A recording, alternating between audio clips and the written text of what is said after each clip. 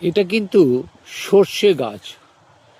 এই গাছের একটি গোড়া মানে গোড়া একটা মানে কাণ্ড একটা, তার থেকে এভাবেই ফলেছে ফুল।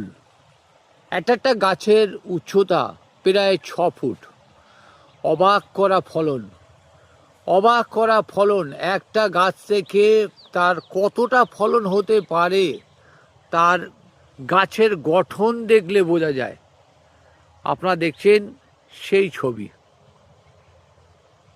একটা গাছের একটা কাণ্ড থেকে একটা দানা পোঁতা হয়েছে, আর একটা দানা থেকে এভাবে বেরিয়েছে গাছ।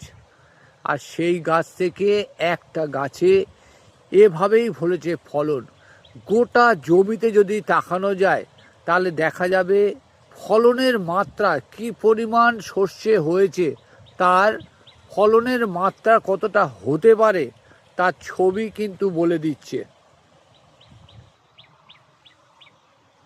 দেগঙ্গায় এই সর্বপ্রথম ভিয়েতনাম শস্য, ভিয়েতনাম থেকে আনা সেই শস্যের চাষ দেগঙ্গায় প্রথম। অবাক করা ফলন।